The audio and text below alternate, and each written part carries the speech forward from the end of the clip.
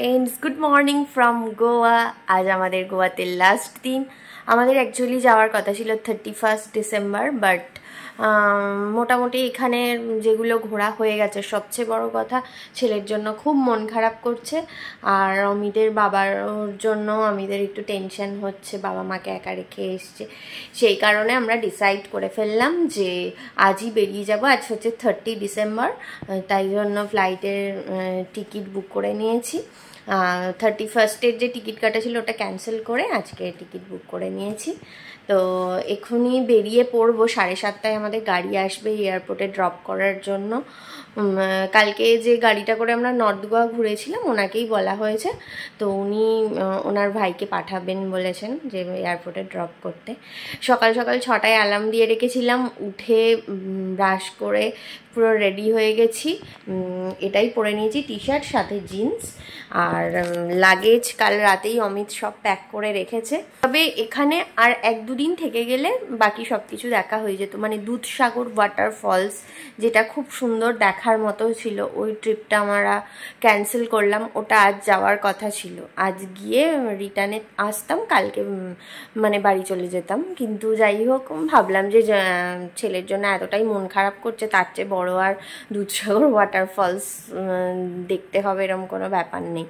সেই কারণে আর মনস্থির করেই ফেললাম, চলে যাচ্ছি। তো আর বেশি কথা বলবো না। অমিত রেডি হয়ে ও গেছে, একটু চা খেতে গেছে।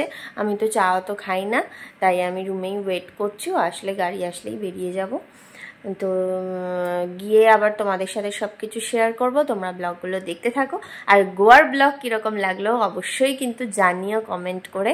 ভালো লাগলে লাইক শেয়ার করতে ভুলো না, চ্যানেলটাকে সাবস্ক্রাইব করে দিও যারা নিউ মেম্বার।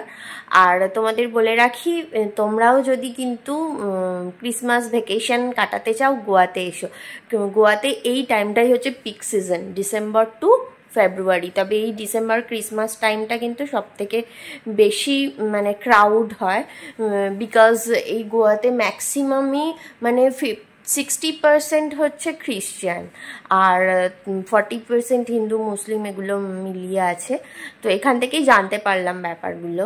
এখানে প্রচুর চার্চ আছে এবং দেখার তো খুব সুন্দর জায়গা। বিচের মানে তো শেষ নেই, কত যে বিচ দেখেছি বলতে পারবো না, এবং অনেকগুলো হয়তো দেখাও হয়নি আমাদের। তো যারা চাইছো যে গোয়া ট্রিপ করবে অবশ্যই কিন্তু এই ডিসেম্বর টু ফেব্রুয়ারির মধ্যে এসো, তাহলে বেশি ভালো লাগবে তোমাদের। তো চলো আর বকবক করবো না, এখন বেরিয়ে পড়বো। আর গিয়ে এয়ারপোর্টে পারলে তোমাদের সাথে একটু শেয়ার করব ভিডিও, তারপর তো বাড়ি গিয়ে আবার কথা হবে। টাটা।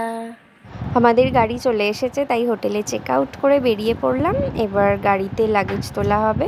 তো বিশেষ কিছু লাগেজ আমাদের সাথে নেই, এই একটা জাস্ট ট্রলি ব্যাগ আছে বড়, আর আমাদের দুজনের পিঠে 2টো ব্যাগ। আর দেখো ডগিটাও আমাদের গুড বাই করতে এসেছে। তো চলো এবার বেরিয়ে পড়ি গোয়া এয়ারপোর্টে, মোপা এয়ারপোর্টের উদ্দেশ্যে।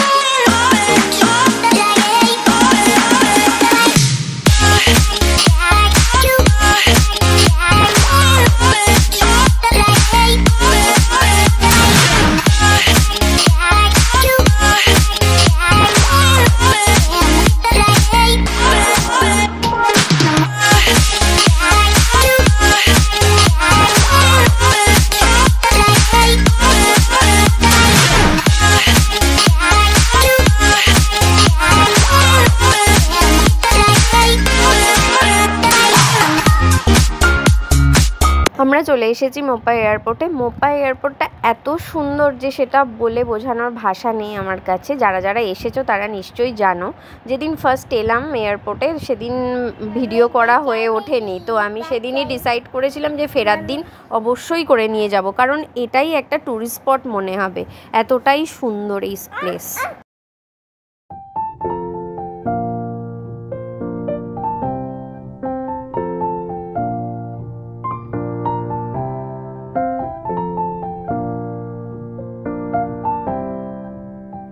এয়ারপোর্টে ঢুকেই প্রচণ্ড খিদে পেয়ে গেছে, কারণ তোমাদের বললামই বেরোনোর সময় আমি কিছুই খেয়ে বেরোইনি।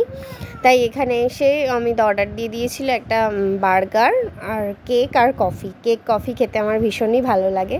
তো চলো চটপট খেয়ে আগে পেটটা ঠান্ডা করে নিই, তারপর এয়ারপোর্টটা একটু ঘুরে দেখি ভেতরটা।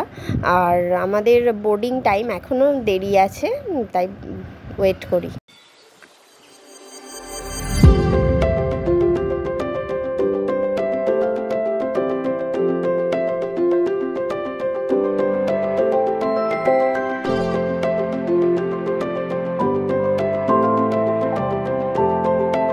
দেখো আমরা ফ্লাইটে উঠে পড়েছি। আজকের ব্লগটা এখানেই শেষ করছি। ভালো লাগলে অবশ্যই লাইক কমেন্ট শেয়ার করতে ভুলো না। আমার চ্যানেলটাকে সাবস্ক্রাইব করে দিও। Bye bye.